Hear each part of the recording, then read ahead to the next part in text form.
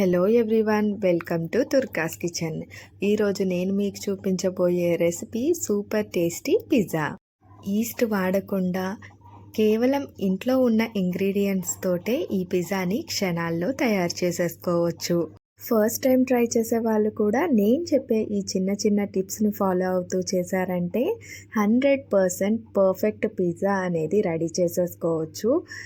ఇలా గనుక మీరు పిజ్జా చేసి ఇంట్లో వాళ్ళకి పెట్టారంటే ప్లేట్ ఇట్టే ఖాళీ అయిపోతుంది. అందరూ కూడా చాలా ఇష్టంగా తింటారు. సో ఫస్ట్ ప్రాసెస్లోకి వెళ్ళిపోదాం.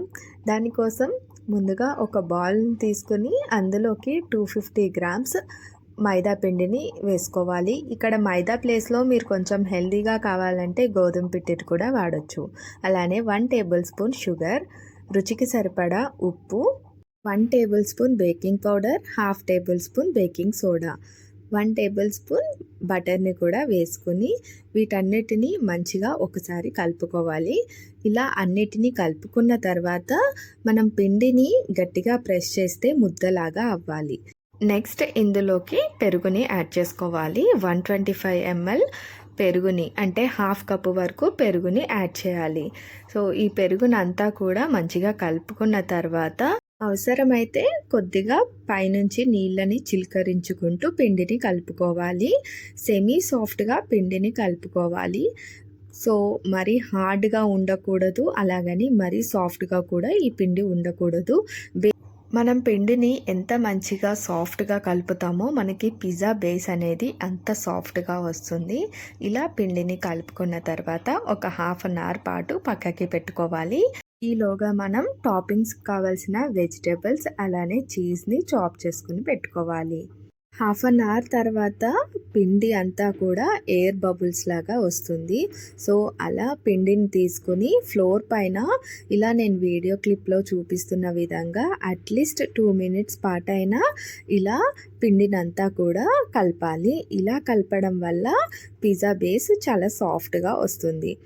నేను చూపించే ఈ క్వాంటిటీకి 2 స్మాల్ సైజ్ పిజ్జాస్ అయ్యాయండి.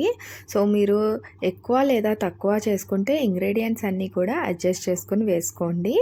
సో ఇప్పుడు కొద్దిగా పొడిపిండిని చల్లుకుంటూ వీటిని ఈక్వల్గా 2 పార్ట్స్ కింద డివైడ్ చేసుకోవాలి.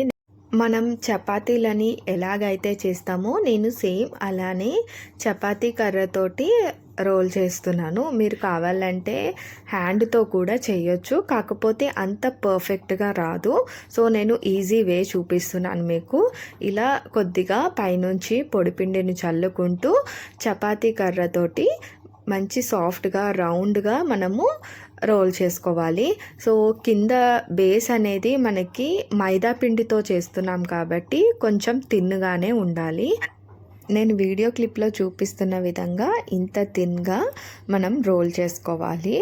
నెక్స్ట్ దీనిని ఒక బటర్ పేపర్ వేసుకున్న ట్రేలోకి దీనిని ట్రాన్స్ఫర్ చేసుకోవాలి. సో మీ దగ్గర బటర్ పేపర్ లేకపోతే నెయ్యిని కానీ లేదంటే బటర్ని కానీ ప్లేట్కి అప్లై చేసి ఈ పిజ్జా బేస్ని పెట్టుకోవాలి. సో నేను ఇక్కడైతే అవెన్లో బేక్ చేస్తున్నాను కాబట్టి ఇక్కడ అవెన్ ట్రేని తీసుకుని దాని సైజు బటర్ పేపర్ని తీసుకున్నాను. నెక్స్ట్ ఈ బేస్ని అందులోకి వేసిన తర్వాత ప్లేట్ సైజ్కి ఈక్వల్గా ఉండేటట్టుగా నేను ఇలా ఫింగర్స్ తోటి చేస్తున్నాను అనమాట. ఇలా చేయడం వల్ల అంటే మైదా పిండి కదండి, కొద్దిగా సాగుతూ ఉంటుంది. సో మీరు ట్రేలోకి వేసుకున్న తర్వాత ఫింగర్స్ తోటి అడ్జస్ట్ చేయండి. నెక్స్ట్ బేస్ పైన 3 టేబుల్ స్పూన్ పిజ్జా సాస్ని అప్లై చేయాలి. ఈవెన్గా స్ప్రెడ్ చేయండి. సో మీ దగ్గర ఈ పిజ్జా సాస్ కనుక లేకపోతే రెడ్ చిల్లీ సాస్ కానీ లేదంటే షెజ్వాన్ సాస్ని కూడా మీరు యూస్ చేయొచ్చు, కాకపోతే కొద్దిగా డిఫరెంట్ టేస్ట్ అనేది ఉంటుందన్నమాట. ఈ పిజ్జా సాస్ మనకి అన్ని సూపర్ మార్కెట్స్లో కూడా అవైలబుల్ ఉంటుంది. ఈవెన్గా స్ప్రెడ్ చేసుకున్న తర్వాత 3 టేబుల్ స్పూన్ మయోనీస్ని కూడా వేసుకొని దీనిని కూడా ఈవెన్గా స్ప్రెడ్ చేసుకోవాలి. మీకు ఇక్కడ మయోనీస్ వద్దు అంటే స్కిప్ చేసుకోవచ్చు, కాకపోతే ఈ మయోనీస్ వేయడం వల్ల ఎక్స్ట్రా టేస్ట్ అనేది యాడ్ అవుతుంది. అంతా కూడా ఈవెన్గా స్ప్రెడ్ చేసుకోవాలి. నెక్స్ట్ టాపింగ్స్కి మనకి నచ్చిన వెజిటేబుల్స్ని యాడ్ చేసుకోవచ్చు. నేను ఇక్కడ క్యాప్సికమ్, ఆనియన్, పన్నీర్, టొమాటో అన్నిటినీ కూడా వేస్తున్నాను. మీరు కావాలంటే కార్న్, ఆలివ్స్ వీటన్నిటినీ కూడా యూస్ చేయొచ్చు. నేను జస్ట్ సింపుల్గా ఇంట్లో ఉన్న ఇంగ్రీడియంట్స్ని మాత్రం యూస్ చేసి చేస్తున్నాను.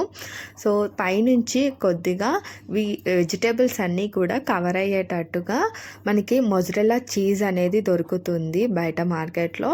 ఆ మొజరెల్లా చీజ్ని తురుముకుని వేసుకోవాలి. సో మనకి ఎక్స్ట్రా చీజ్ కావాలంటే మీరు ఎక్స్ట్రా కూడా వేసుకోవచ్చు. అంటే చీజ్ని ఎక్కువగా ఇష్టపడే వాళ్ళు ఉంటే నేను ఇక్కడ 100 గ్రామ్స్ వరకు పైన చీజ్ అంతా కూడా తురుముకొని వేస్తున్నాను. నెక్స్ట్ ఎడ్జెస్లో మెల్ట్ చేసుకున్న బటర్ని వేసుకోవాలి. సో ఇలా నేను ఇక్కడ 3 టేబుల్ స్పూన్ వరకు ఎడ్జెస్లో బటర్ని వేస్తున్నాను. ఇప్పుడు పిజ్జా బేకింగ్ చేసుకోవడానికి రెడీ అయిపోయింది.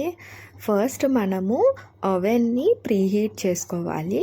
2 మినిట్స్ పాటు 180 డిగ్రీస్లో ప్రీహీట్ చేసుకోవాలి. స్టవ్ మీద కుక్ చేసుకునే వాళ్ళైతే ఒక కుక్కర్ని పెట్టుకొని కింద ఇసుకని వేసుకొని ఒక 5 నిమిషాల పాటు ప్రీహీట్ చేసుకున్న తర్వాత ఈ పిజ్జా ట్రేని అందులో పెట్టి ఒక 20 మినిట్స్ పాటు బేక్ చేసుకోవాలి. అదే ఓవెన్లో అయితే 180 డిగ్రీస్ టెంపరేచర్ని ఫిక్స్ చేసుకొని 15 మినిట్స్ పాటు బేక్ చేసుకోవాలి. పర్ఫెక్ట్ పిజ్జా రెడీ అయిపోతుంది. మన super tasty veg pizza ready అయిపోయింది. సో పైనుంచి కొద్దిగా చిల్లీ ఫ్లేక్స్, ఆరిగానో అలానే మిక్స్డ్ హర్బ్స్ని యాడ్ చేసుకొని కట్ చేసుకొని సర్వ్ చేసుకోవడమే. చాలా సింపుల్గా నేను ఈ ప్రాసెస్ని చూపించానండి. మీరు కూడా డెఫినెట్గా ఇలా ఒకసారి పిజ్జాని ట్రై చేయండి. ఎలా వచ్చిందో నాకు కామెంట్ సెక్షన్లో చెప్పడం మాత్రం అస్సలు మర్చిపోకండి. మీకు తెలిసిన పిజ్జా లవర్స్కి ఈ రెసిపీని షేర్ చేయడం మాత్రం మర్చిపోకండి. అలానే ఇలాంటి మరెన్నో రెసిపీస్ కోసం మా ఛానల్ని సబ్స్క్రైబ్ చేసుకోండి. పక్కనున్న బెల్ ఐకాన్ని కూడా క్లిక్ చేసేసేయండి. మేము పెట్టే ప్రతి వీడియో కూడా మీకు నోటిఫికేషన్ వస్తుంది.